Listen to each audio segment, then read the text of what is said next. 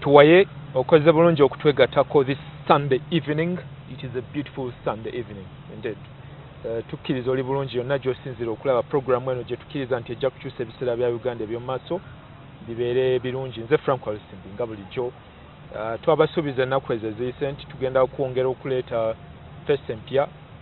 mu by'obufuzi. Abamu ku abo bagenda okubeera abakulembeze baffe naye nga fesi zaabwe zikyali mpya, bakyali bajja mu kintu kino.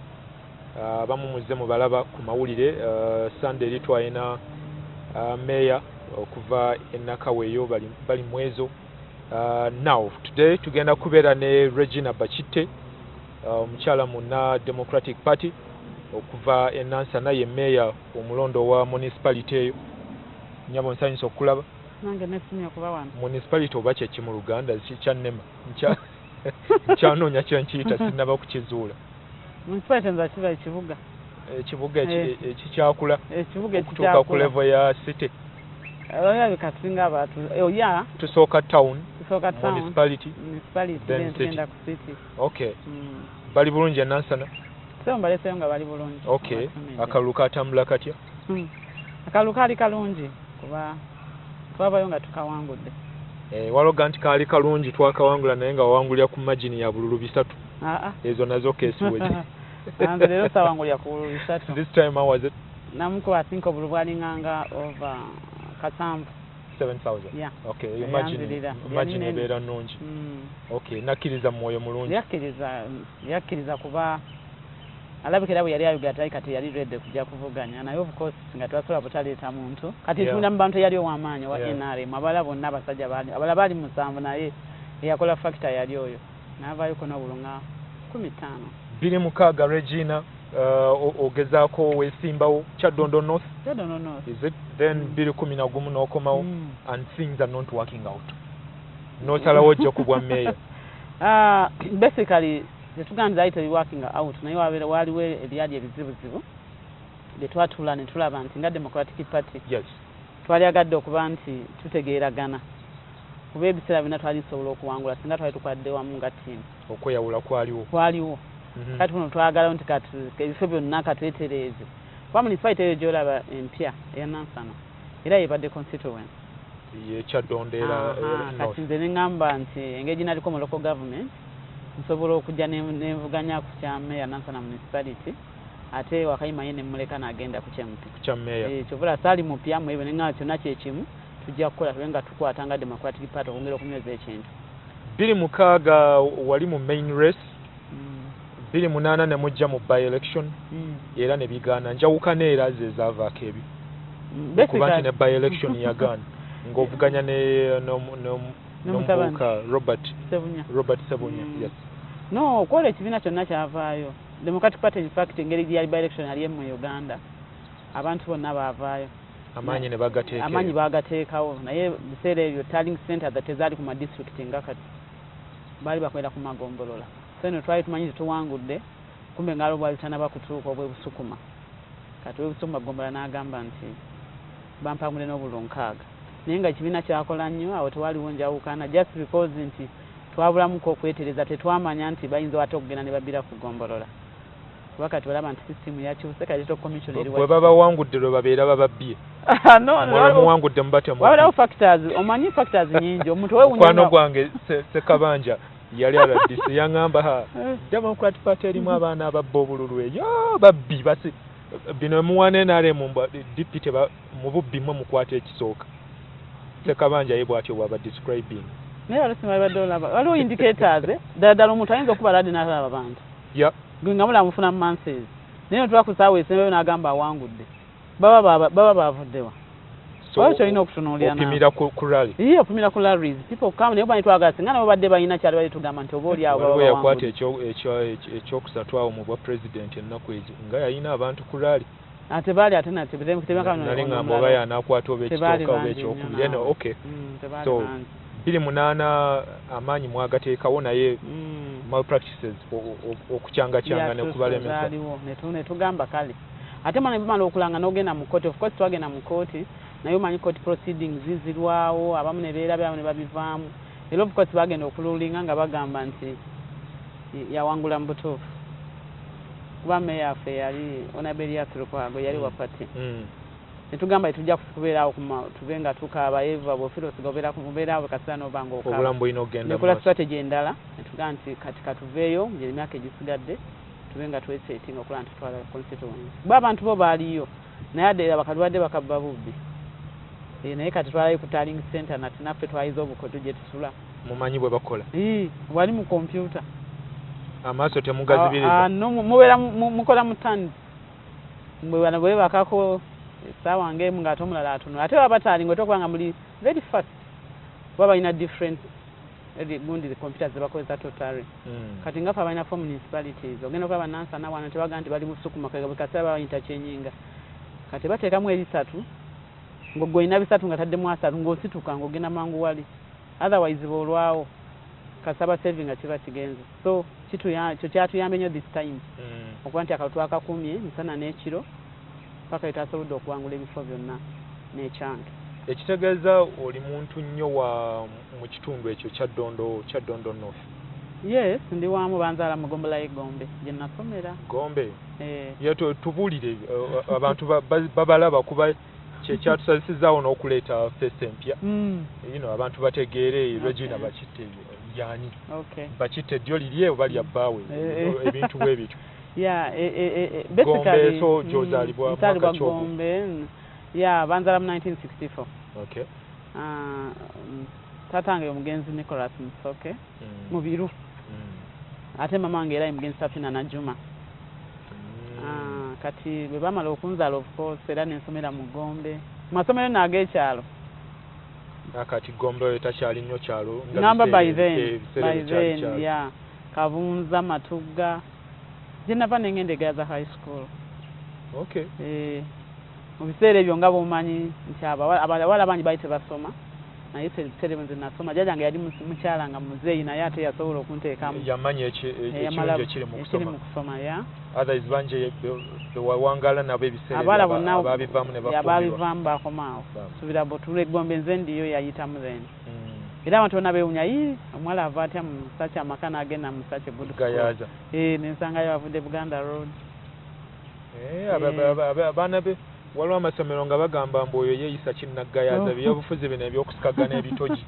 anaabisobola oyo but I'm surprised. Muneetulo ngeyaza batuyinga mu leadership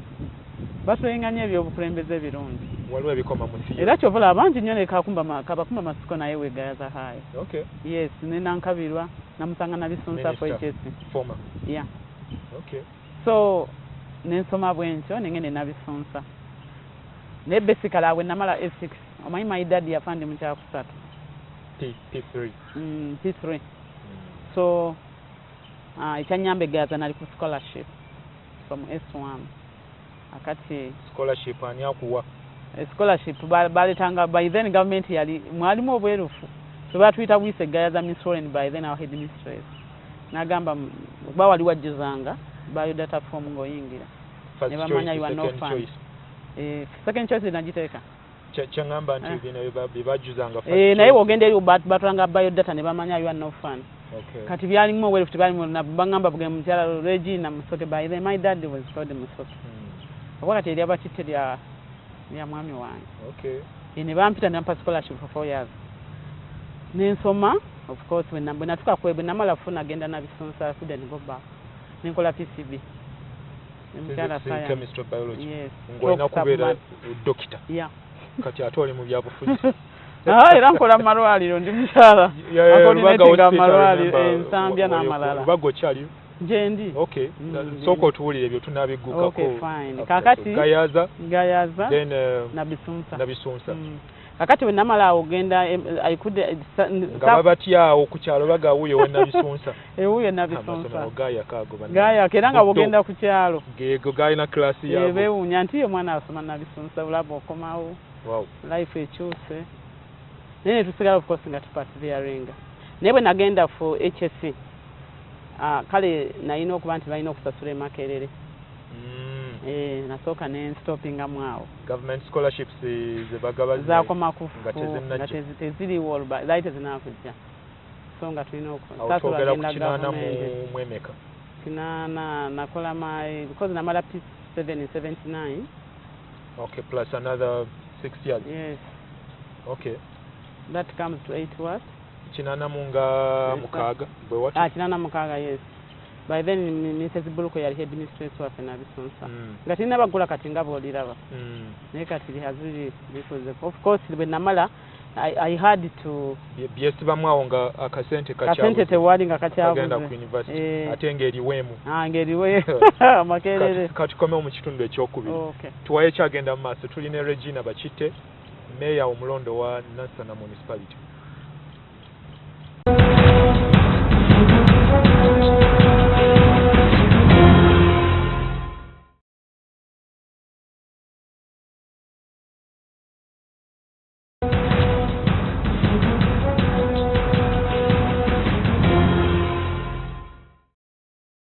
Kegende maaso tuwaye program gye tukkiriza nti ejja kukyusa ebiseera bya Uganda eby'omu maaso. Regina Bakite olwaleero yatutte bench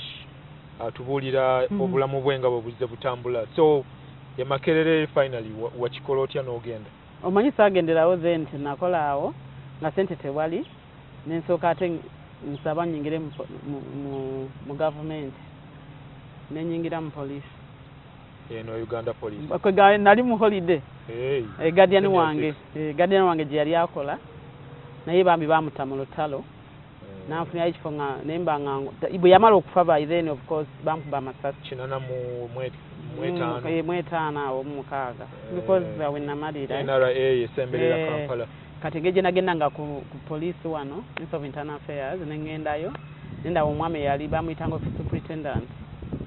nanyamba okuba nti nkola nga casual bala kutereza files as of recording n'ebirala okuziteeka in order olw'okulaba nga finding another way how to move on.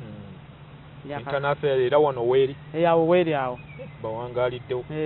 Okay. Kakati bwe bajja ne balanga mu mawulire nga bagala okuyingiza by then public service yalinga ng'eyingiza omwaka ogwaddako after 2 years I think after 1 year n'ensaba official n'enyingira public service ne bampostinga mu finance. Ozenga ani olwo? Nzenga bantwalanga by then batulupanga ba records officer. Ate nga ndowooza n'omutindo ebiseera ebyo abaana kwe baasomeranga nga mugumu gwali mugumu. You could trust a senior 6 league. Yeah, true. Kati bwe nagenda mu finance nemba lucky by then waliwo ne bantwala mu account ne bampa okubeera cashier nemba nga nali nkwata sente za revenue by then bajjanga ku sente ku makubo. Yoli toll zijjukira nnyo ezo zaatuukiranga wange nagamba nga yezina enguudo ze basoloozaako taata wange kyo kiki naye tuvudde wala nnyo tuvudde wala naye mukama yali nze nzirisivinga mukama wange by then yali Mr. Munono naye nga balingawo gye twazitwalanga of course yali chief cashier. Nemberayo for another I think until when government omanyi yali emaze okugya ya Museveni ebayita Uganda Revenue Authority ne taking over finance ne batulaying off. Wobadde ojja akasente kakati awo batlaying off course nali olokolova naye Gombe wali wala by then nali nsula Mulago olwo nga mwanyi Bakite mulabi mbitegeera Okay, mulabaganya. You must have been young as you. Yeah, finance nazali omwana wange first born. Wow. A boy 1988 ne girl 1989. Okay. Yes. Kakati awo babalenga ofungo ina ba baby bo bano. Ngamba ina. Okay. Kane ngamba of course nali nterekayo singatereka ku sente. Nezinyambolo nensoka ngenda nkola diploma mu environment. Wale institute bagitanga National Makerere Environmental National Institute. Nefunayo diploma. Nenagenda okulaba era nga tenkolera. Nengona nenkola bachelor's mu environment. Nayo kufuluma nga tewali mirimu. By then bali tekitongole kya NEMA nengezaako nsabe ne batampa. Kale neyongerayo mu maaso. So ebiseera binenyigira ebyobufuzi mu 1998. Chenda munana. Ngandi awo napanga nga nkola bina bye nakolanga nakosa consultancy nga nkola proposals. Twakava mu kalulu awo aka chenda mukaga. Kakati awo nyingira kugombolola Nabweru nga kansala. olwo DP ogirina ku mutima njirina nsiriza kuba by then tewaliwo bibiina omanyi jjajjange Alex Gwambwa yali mukubi wa ndongo mu Lubiri yali musajja wa byabufuzi era nkya mu 1980 baatuzaayo nga ndyegayaza yali wa Kabaka yekka yali wa DP yawangaala atya mu Bakabaka yekka yaliwo yalina mu abantu basigalawo nga kati baali bazibu nnyo nga kati boolaba abantu biseera buli omu yalina abasajja abo balinanga enkola yaabwe nga batubuulira mu Soma Records ne muzimanya bwe nategeera nti yaliko etwadde mu 1980 baatuzaayoko okulonda ebiseera baali balondova ku Bote bwe nategeera nti DP yali yesimbewo nga bamubyakamu bwe nawulira okay kakati nembeera bwe ntyo nemba nti nagenda nenyigira ebyobufuzi naye nga twali tuyingira nga toyogera wajogwa kikubeera twali tumuvi nze tuvudde Mulago tugenze Maganjo nenzijanga owabakyala Mwami Bakitta olwakola ki Mwami Bakitta ng'akola mawulire yakolanga mu ngabo engabo yali w'amaanyi yali mu ngabo wayagala otya mawulire abakazi tebatwalina agamba oba obusajja bw'amawulire oba bannaaye omufumiro obeera kuyoleke tetutuula saawa bina tubeere eno neeri okay of course obasanga samu I think twali tuzze samu yafo nabisunsa twali tuzze omanyi bannamawulire batera nnyo okujja ku sacha tulina we twali nali nze twape nabisunsa gune kwali conference twali tuzzeeko ne mulaba alina kamera ne notebook awo mulaba tubonyebonye naye nga they are not bad si babi okay yeah thank you for appreciating yes 98 ozenga kansala omuluka gwe Maganjo ngende nawe lukugombolola naye ebyobufuzi by then nze nayina era ebitabo awo abakyala basanga ne banondako abakyala nempitawo ate bwe twajja okuvuganya kansala era ne bampa nengenda kugombola by then ne bampa obuwanika kugombolola nabwe nenkola I was very basinzira ku experience ya Mr. WA chairman ya ne balaba ne papers mu wakwatira road toll mu finance nakwatira kanoza eyo background nenyamba nga nali mukyala ndoza obuvunanyizibwa nemba nti bampa obuwanika nabukola bulungi mu bwerufu kuba twazimba ekizimbe ky'abakyala bakita women exhibition kyekiri nabweru akuba kati baali bakibajjeeko naye ngenje nafuse emmere kirina okuddayo nga babasasula kuba twalina emiruka mukaaga ne nansana kweri nga tumanya abakyala bajja kuba bakolerawo exhibition zaabwe bafunemu ne tukola n'ebirala okuzimba enzizi okuzimba ebisaawe ebyabavubuka kale kukola ate okulungi abantu bangi ne baagala nnyo ate eggombolola then egyo emyaka bwe gyaggwako 5 nakolawo ekisanja kimu ate nengenda nvuganye mukyala Masika kukiriwo ekyo yali ku district yali district councillor okay kakati that's after 5 years ate nengenda ku district as a councillor olwo councillor asikira nabweru yonna nenansana ku district ng'eggombolola yeah okay nga yina kyone yaliyo era nitwongera okukola ennyo kale saali minister naye nali kakika ka health committee kubanga twasobola okugula twasobola okumapinga bagenda okuzimba amalwaliro health center tools era nyinyi tuzina Maganjo Nakule Nansana tuzina e Busukuma akati we nafunira ekirowoozo tebakisivuganyako member of parliament yes Msaddamu nangamba genda ate nga nze njala kuvuganya bifo bitali byabakyala ngeje nalina skills nendowooza nti tokkiriza mubiri simanyi women biki balina ekigambo kye bakozesa tukiyimbidde emyaka nga 3 nti abakyala bikaseera batuweeyo that privilege nendowooza nti nalina capacity okuvuganya n'abasajja butereevu kati nze sajja abamu banga ngende kusenne ngamba nno nze njagenda ku kino natandika okuvuganya constituency naye unfortunately nesiitamu ali bwe nali kweta committee nenda amalwaliro g'essaza nga gaali tegakola bulungi nengende wa kitaffe kalidinaali nemugamba bwampa chance nsobola ogatereeza of course with my background jenna amalwaliro agali ku musingi ogw'ekereziya kubanga mu health committee twalabanga amalwaliro gabanga manje abakatuliki abakristaayo n'abayisiraamu kati nze nagenda on that side kati awo nyingirira mu oyagala ogatereeza otya ngatereeze mbe nga kubana labanga mu reporting balinga tibakokerako bulungi nendowooza kiseera kyakise tugende nga galakinga noza proper coordination bali twatulangula aba reports ezijja ku district zibambe nga nemba touch kinyo nengamba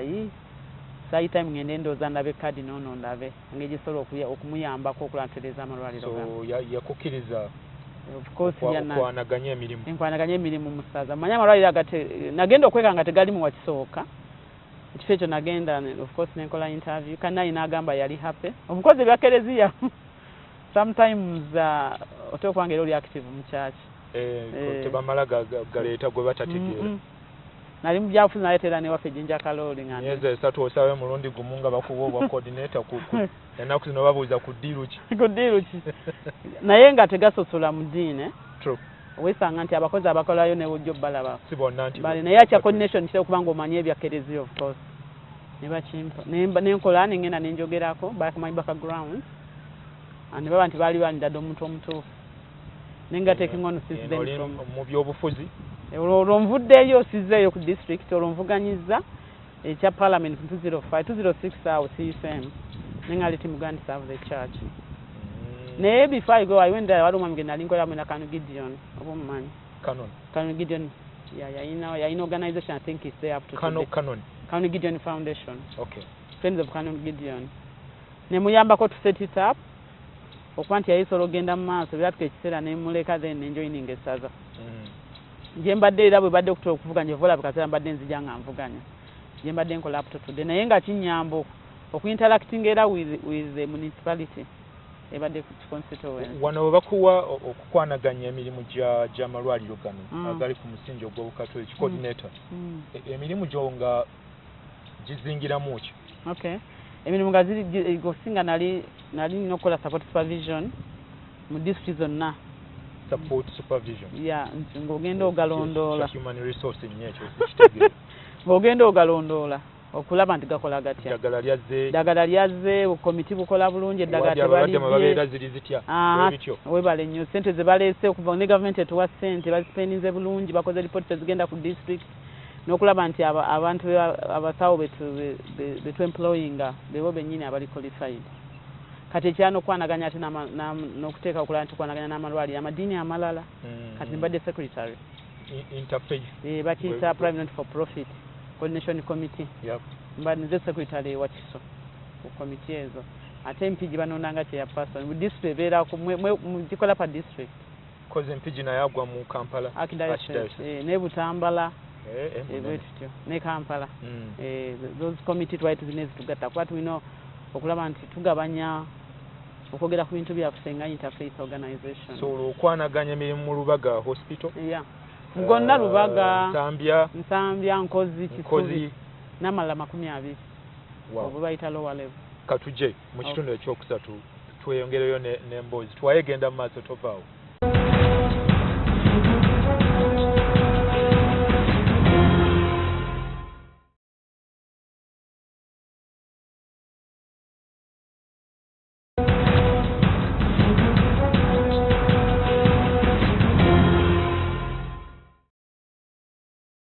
kegende maaso tuwaye tuli ne Regina Bakite meyo omulondo wa Nansana Municipality amalwaliro gano okukwanaganya emirimu gyago agali ku musingi ogw'obukatoliki kikuwadde byakuyiga ki amalwaliro ago ekisooka kinyambye okuba good administrator nti ngize characters abantu endowooza zaabwe ez'enjawulo kuba n'okugendako emabega bwe namala okusana bwe mbadde malwaliro gano naddayoko okukuguka okwanaganya embeera z'abantu nekona my bachelors human resource management Makerere business Makerere university na degree bili bachelors bili ne diploma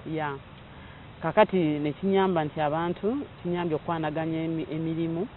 kuba emirimu egyo twali tukola mu ssaza gifaanaganako nye tugenda okukola eno kuba wabaddeyo boards era nga ndi ntula ku boards ez'enjawulo nga ndayo ebintu mu boards ezo zolaba boards ezitwala amalwaliro zitunuulya ennyingiza eri etya kyetugenda okukola n'eri basawo mu how do you recruit them kyetugenda okulaba technical people balukurutinga batya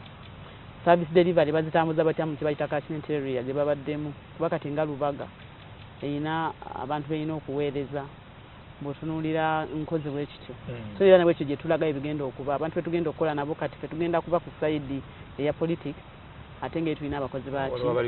aba government kyene tuyamba okulaba how do you recruit staff how do you fire twetunulira ebyensimbi nga tunulira audit report sente zibadde bazingira bitya n'okufuluma emisomo egibaddewo egy'enjawulo okulaba nti waddewo ne delegation important kwate soba ku everywhere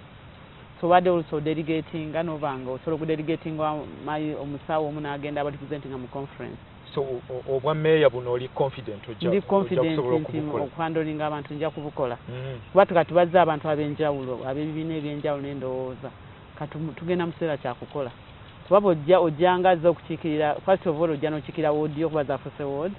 ate olina kuba interested municipality nga naawe nga kansala oba nti ozitwala mu maaso suubira nti mu kanso gyendagamu egenda kufaananako n'essaza nga bwe mbadde kuba betula ne ba doctors netula ne ba nurses ate ne ba administration sino gye tulaga bwe kigenda okubeera banakukkirizaamu bonna abazze baludda lwa byabufuzi bamutegeeragana oba muli batabule NRM DP FDC otwala tugende ne ba independent baako ayishuwa mugenda kuba mukanya nga muli ku page emu njanze ndowooza buli omu omanyi bwe baba kulondeerera abantu bwe muyadde agenda asuubiza kikyagenda okukola of course no kadi tetugiramu ebanga kikaakyo nganze yeddire mmamba omanyi nze nakazi naye bw'otuuka eri mu kanso olina kukola kuba bw'otokola abantu abo bagezi nnyo bagenda kubuza go bagenda kulwana kuba ye gye twali tuyita yonna abantu balina obwetaavu bungi nnyo tulina abakyala bangi nnyo abali mu bibiina abeetaaga okuyambibwa tusanze emyala bw'ogendako wano ennabweru ntegeera waawo myala gyetaaga okuzimba ejijja gigweri wansi ebwayitaawo awo wonna bw'ogendako esaidi z'ennansana awo namunansana east waliwo n'omwala ogwatta omwana ne 13 years enkuba bw'etonnya yina okugayizibwa kakati gwe kansala byo olina okuleetamu planning kubanga nze n'abantu bwe tunasaba plans olina okugenda mu bantu n'omanya kiki ogenda nga gwe ow'ennansana okuleeta oba ow'ennabweru toilet kibi nnyo bula engeri gye bazimbamu sinsiane nze ndi mukyala omanyi kati am doing my masters in population and reproductive health naye olaba nti abantu toilet eno nnyumba wali toilet nendoona nti wotadde ekisenge otunuza omutooli I think twagala public toilet this time mu bitundu kati nga bw'olaba nansana nabweru ku bantu abali abayitirivu enguudo mbi nnyo ate nga bagamba minimum goals gavumenti yagamba tiyali badde wekola enguudo n'omukyala abagenda okuzaala bamusomesa obulungi ku boda omanyi nako ne rural area nabanga boda zitambula bulungi waliwo security ebusukuma kati abantu enguudo nazo zifuuse enguudo nansana has grown eyina emmotoka mpitirivu eyina boda sobola okureducing accident so nensuubira nti kansala agenda okujja bw'onodda mu kulwana emyaka 5 temuli mujjajimala muli ku ntalo gobera ku ntalo ate nze nina access to go kubanga aze meya nsobola okugenda era nga nkola ngende kansala ntugende tubuulira abantu tulina okuteekawo platforms abantu okubaddiza ki wawidde president nga ajerega abaminisita baabagudde tebaddayo mu bantu okiraba yo abantu their bosses bakola ki be batulonda so kansala bazze kulwana era okulwana kwetajja kufunamu ajja kuba akola ki aviiramu awo nensuubira nti nga maze otulonda ozenga wa DP ozenga wa FDC independent kati sawa yakola ki sawa yakola tujja kuba tubadelegating accordingly kusinza buli omu bwanaabeera nga bwanaabazze so nera kijja tuwa enkizo okulaba nti municipality tugikwata bulungi era nze nina essuubi nti ngenda kubawa omwaganya bwe mwateesa ate imagine tuba ne speaker speaker abantu bali kati batandisa okuminga ku speaker nze mbeerawo nga guide omala ogayidinga ate nenjani conclusion wabuli waaba abula you come and noyambako kiba kikoze ekitobeera nakyemalira yes so speaker naye ali important in such for us especially mbasiwubiddwa sijjukirayo mukyala mulala nzijukiriza nga meya wa municipality waliwo gwojjukire eyawangudde mbadde sinamulaba okay for now I'll take it nti yeggwe mukyala nze mukyala wanaaba era mulala banzijukize oluusi nange nsobola okuba mbadde sinamulabayo honorable Sebugwa probably okay division that's a division yes. Okay your division in Kampala Kampala mbadde ntunulira municipalities okay naye nga tutunulidde kubanga emirimu kumpite jawukana no ng'omukyala olowooza kino kigenda kuwa nkizo ki okwongera okutumbula abakyala mu Gombe gy'ova abakyala mu bifo gy'okolera eyo nsuubira ng'omukyala ngenda kuba role model omanyi abaana batunula abantu balooza nti kyekisoboka naye kisoboka okuli obwa meeya ng'oli mukazi nganza oba ndi mukyala kasita oba nga osobola okugyayo omanyi fe batusomesa eggayaazi oyogera issues nsonga obyogedde otya eri abantu abo kuba first of all imagine abakyala municipality eno empya yeetaaga abakyala tuyina nakazadde b'eggwanga era olaba amaka gano gayimiddewo ku bakyala omukyala yasobola okupasirya nga beerawo obukyamu so mu mbeera nti municipality empya egenda kufuna ssente nnyingi n'ebiriwo tuli b'amazima mu biseera byolaba we are very faithful tetuganye n'abaami bali naye mu nkula yaffe obwedda abasajja bagamba kyaba kite ekyakuweesezza ffe tumanya abakyala baba bakozi ate abakyala baba b'amazima so bakusuubira mu bingi bansuubira mu bingi no, of course my level of education also bagamba batugamba nti tebeetaaga buyigirizi naye nalaba nalabedda ddala nga weetaaga obuyigirizi tosobola kuba mmeeya yes okulembera oteekwa okuba nga olina kyomanyi kuba ogenda kulowooza ku strategies ezitwala municipality maaso olina okubeera ku internet abantu balina ebyetaago bingi you need to think outside the box sino zokka ssente ze tugenda okufuna ng'eza municipality tulina okulaba nga twattractinga ba donors okujja municipality empya mu kitundu ekyo ndabamu abantu abagenda ebyalo byamu sibimanyi bulungi naye ndaba abantu abali mu ntobazi togenda kwetaaga okulobinga ne mawuye ne by'environment obitegeera nze nalabye nti abantu first of all abantu balina okusomesebwa kuba n'entobazi ezo ze balimu bali ku risk wewe nayita era side za Nansana East enkuba bw'etonya amazzi gonna ganjala ne gajjula abantu babeera mu mayumba tulina okulaba nti balina okugaziya emyala kubanga emyala egimu tegyagaziyizibwa bazimba obwala butini nnyo kuba in the event nti abantu bazze basenzeemu kuba babaguza naye tulina n'okulaba nti gavumenti evaayo tanga nnema okulaba nti emyala egyo gigayizizibwa kuba kati amazzi kasaga baddayiva tegasobola kutambula naye abantu kubasomesa kikula nti basulamu ate bino singa ogenda n'olambula kati emyala egimu gye bazimba basulamu ebicupa obuveera byonna yasinga baba nti emyala bagizimbye nga migazi era nga amazzi galina kosa gasobola okutambula omuntu aba asobola okuleka emingawo n'asobola okubeerawo naye nda invent naawe bwesinga ogenda n'olambulayo emyala gyonna abantu babiika mu bibuke tewali omwala kwegagulimeni gusobola nti bayiwa gguno kinabye nti teetaaga kugwa nti real to see feasibility study ne tulaba nti ekolebwa okulaba ntuyamba okuyidizayininga naddala Nansana naweerwa awo amayumba agali awo kijja tuyamba because n'ensenda ezikulaakulana zirina okukula urban planning is good naye mwe mulaba mutya nga ffe oluusi bagamba ffe bannabyabufuzi nti tulembeza naye abantu beetaaga to be educated era bwe babadde bakaba mukyala bakitta omwala tukoze tutya ne tugamba tugenda kulaba tuyinza obutakola nga Nansana ffekka naye tuyinza okukwatagana neki ne Kampala oba ne World Bank olaba nti bamira okutuyamba omwala gwe okusobola okukola ki okuba gwe guli main ogaziwa yes okay kubanga olaba muvaamu ensiri abantu babeera mu nnyumba abantu babeera ate kase beera mu rainy season abantu kiyitirira niba nti abantu basobola kubeerawo omuntu n'alinnya ku ntebe singa gwogenda nze nabadde nnambulayo nga ndabayo ng'olaba bambi abantu basula bubi so those are one of the major ebintu byetugenda okufuna ne garbage collection is important tuza municipality empya bagenda tuwa emmotoka ezigenda okukuŋŋaanya ebisaaniiko kuba kati babasobezaayo meka tugenda tunaliziba because we are going to demand for them because it's our right okufuna ezimala especially tulina ebitundu bibiri kati naddala nabweru ne Nansana ebyo ebitundu bisinga okuba populated yes eriyo kakati bikula bukuzi bo bakyayina bakyayina ne bayiwa ebisaaniiko bakyayina ensuku era ng'ensi ezideveloped nti wadde bagenze mu municipality bajja kusigala nga bali ku agriculture naye eno aye bwe tugenda n'okuba ebisaaniiko nakyo kikulu kuba kapasite kansi ebadde eyiwa kiteezi naye kakati ffe tulina okulobinga weeyo tugenda tukole ate mu kubiyiwa tube nga tukola land filling ennungi ate bireke kuba bya kabenje eriki eri abantu obwammeeya buno obutunuulira kubumalako bbanga ki okay obwammeeya nsuubira omulabamu ebyabufuzi babingira tebalina timeline okay aga ne luli nja kudda ne luli nkomewo noza nze nsuubira nti engeri being a new municipality kiggweramu eyo si bwe kirina okuba omanye abantu sometimes katuze kukola for these 5 years nga constitution bwegamba nti nsuubira nti omuntu okukolera dda yalibadde oba afuna probably ebisanja nga 2 awo oba osobola grooming another person ate gwe n'ogenda n'okola biki ebirala wakati emyaka tugenda kuba tutereeza fenanga ne bakansala ba getting on board then another 5 years bwe tukola obulungi of course baba bazzaawo kubanga muba muzimbira kuli bino ebyokufiira ku busuzi si birungi ate bw'oba oyinza ate okugenda n'ofuna n'okola ekifo ekirala tebikuwa tension 26 ate wuuyo by election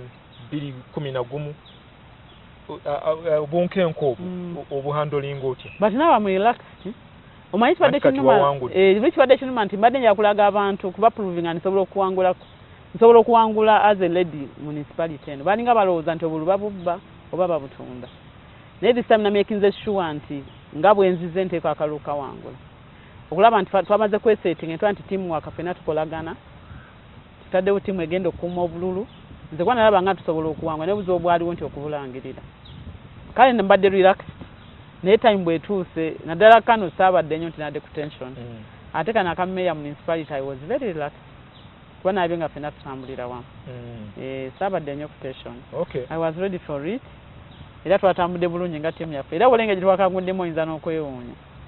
but twawangudde abantu batuwadde support nga bonna batuwa NRM egamba nti abakitogezezzaako tugenda kuwa akalulu nawe nga bakitakale kubagiza but I don't know why kubanga abanga bangamba tukubbye nnyo abanga bagamba olemeddeko bakwagala ate nga tokyukakyuka nemba nti obulu bwabaddewo olaba ebitundu bye nangudde nga kawanda eye waffe nabweru nafuna nga obulu 5 nofuna obulu nga 6 yali munnabweru eyo ebyalo busukuma nagiwangudde nze nasoso giwangula opposition n'obulu 89 nempangula Gombe for the first time kati abantu batuwadde ndo batimpase vote ne balaba n'obukozi kyolemeddeko mubawe confidence nti musobola okukola tugenda bakolera abakyala abavubuka ate bokulakulanya omukyala obokulakulanyiza mwami neggwanga lyona ndakuba nti tulina population eri high municipality yaffe yesinga ina mitwalo 3+ 37 municipality nga abasajja bali ebitundu nga 47 buli 100 abakyala bali 53 otukoze bulungi Regina Bakitte nakkazi musoke webala okkiriza okujja ku bench tukkiriza omulundi omulala ojja kukomawo tubuulira ate emirimu bwe ginaba gitambula tetusuubira tetulowooza nti wanaabeerawo obutakkaanya mu kanso oyo mujja kutambulira wamu emirimu gigende bulungi mu maaso gijja kutambula no tuwaye program tukkiriza ejja kukyusa ebiseera bya Uganda eby'emaaso bibeere birungi Regina Bakitte meeyo omulondo wa Nansana Municipality nze Frank Olusimu